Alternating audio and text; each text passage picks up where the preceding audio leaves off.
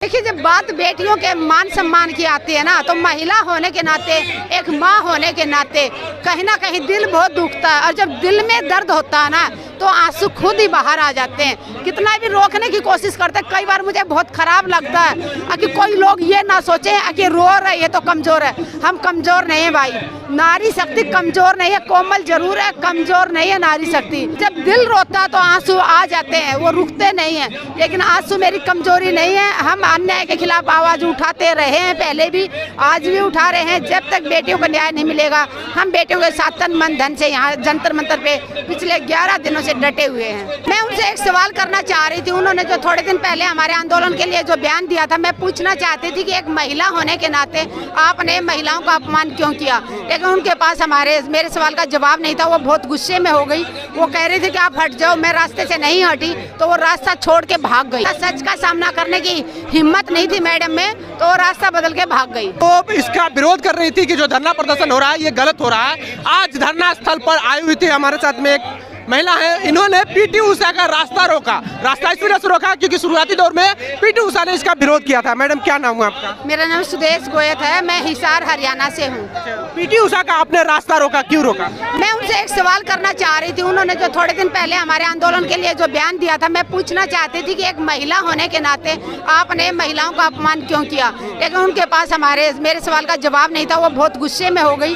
वो कह रही थी कि आप हट जाओ। मैं रास्ते से नहीं हटी तो वो रास्ता छोड़ के भाग गई। उनके पास हमारे सवाल का जवाब नहीं था। सच का सामना करने की हिम्मत नहीं थी मैडम में, तो वो रास्ता बदल के भाग गई। क्या इससे न्याय मिलेगा? नहीं, स्टेज लगाने दिया जा रहा है, दिल्ली पुलिस के द्वारा बार बार लाइन काट दिया जा रहा है। देखिए, जब तक उसको गिरफ्तार नहीं करते बृजभूषण को, तब तक हमारा आंदोलन जारी रहेगा, कितना भी समय लगे। यहाँ पे बेटियाँ जो शोषण हुआ है, शोषण के आरोपी को सजा दिलाने के लिए यहाँ बैठी हुई हैं।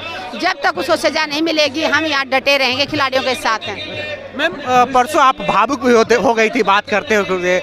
किस तरह की दर्द होती है अगर इस तरह के मामले होते हैं? देखिए, जब बात बेटियों के मान सम्मान की आती है ना, तो महिला होने के नाते, एक माँ होने के नाते कहीं ना कहीं दिल बहुत दुखता है। और जब दिल में दर्द होता है ना, तो आंसू खुद ही बाहर आ जाते हैं। कितना भी रोकने की कोशिश करते हैं, कई बार मुझे बहुत खराब लगता है कि कोई लोग ये ना सोचे कि रो रहे ये तो कमज़ोर है। हम कमज़ोर नहीं है भाई, नारी शक्ति कमज़ोर नहीं है, कोमल जरूर है, कमज़ोर नहीं है नारी शक्ति। इसलिए आंसुओं को मेरी कमजोरी ना समझे।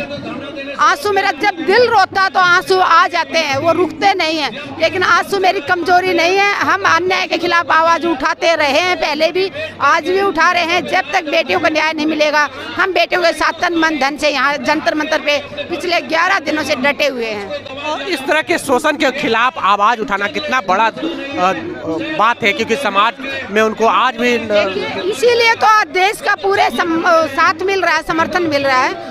देश के कोने कोने से लोग यहाँ पहुँच रहे हैं। किसान संगठनों की बात करें तो संयुक्त किसान मोर्चा पूरा यहाँ पहुँच चुका है। तेलंगाना के किसान यहाँ आ रहे हैं। और अगर छात्रों की बात करें तो देश के सभी विश्वविद्यालयों के छात्र नेता, किसी का मैसेज आ चुका है, किसी के उनके टीम के लोग आ चुके हैं। पूरे छात्र नेता, पूरे छात्र संगठन सब हमारे साथ हैं। मातृ शक्ति सारा दिन यहाँ पे, बहुत सारे NGO की से जुड़ी हुई मातृ शक्तियाँ बहुत ज़्यादा संख्या में, महिलाएं तो सबसे ज़्यादा संख्या में आ रही हैं। मैं सुबह से शाम तक यहाँ देखते बहुत ज़्यादा संख्या में समर्थन मिल रहा है। सरकार जितनी देर करेगी, परेशानियाँ सरकार की बढ़ने वाली हैं। आंदोलन हमारा और ज़्यादा मजबूत होता जा रहा है। लगता है कि और भी कई बेटियों के ऊपर शोषण हुआ है, वो खुल के अभी सामने नहीं आ रही है, डर रही है समाज से, सरकार से। बेटियां, बहुत मुश्किल होता है जब उनके साथ शोषण होता है, तो कई बार परिवार के लोग उनको मुंह बंद करने के लिए बोलते हैं कि समाज में हमारे घर की बदनामी होगी, कौन शादी करेगा, या तुम्हारी बहन बेटियों, छोटी बहनों की शादियां नहीं होंगी। कई तरह के वो परेशानियां होती है जो बेटियां अपना जो गुनाह हुआ, जो उसके साथ अन्याय हुआ, उसको खुल के जनता के सामने नहीं रख सकती। इन बेटियों ने अगर एक हिम्मत दिखाई है तो देश इसीलिए तो आज इनके साथ खड़ा है। और मैं कहना चाहूँगी उन बेटियों को जो जरूरी नहीं कुश्ती से जुड़ी हों, दूसरे किसी भी विभाग से जुड़ी हों, जिन बेटियों का कभी शोषण हुआ है, वो सारी बेटियाँ खुल के यहाँ पे आएँ और सारा देश उनके साथ उनके आवाज़ उठाएगा। तो हमारे साथ में एक महिला थी जिन्होंने पीटी उषा का रास्ता रोका। पीटी उषा वही है, बहुत बड़े स्टार है, उनका तो कद बहुत बड़ा है। पीटी उषा का इन्होंने रास्ता रोका। रास्ता रोकने का वजह ये था कि उन्होंने शुरुआती दौर में पीटी उषा ने इस आंदोलन का समर्थन नहीं किया था, कहा था कि ये गलत हो रहा है। अगर कोई भी बात है तो कमेटी में आकर के बातचीत करनी चाहिए, डायरेक्ट धरना प्रदर्शन नहीं करनी चाहिए, और जो कार्रवाई होगी उचित कार्रवाई होगी, पर कार्रवाई होते हुए नहीं दिख रही थी। इस वजह से मैडम ने आज पीटी उषा का रास्ता रोका है। बहरहाल मैडम से आपको हमारी बातचीत कैसी लगी, प्रतिक्रिया कमेंट बॉक्स में जरूर दें। अगर आप यूट्यूब चैनल पर देख रहे हैं तो चैनल को सब्सक्राइब कर लें, फेसबुक पेज पर देख रहे हैं तो पेज को लाइक कर लें। जय भीम, जय भारत।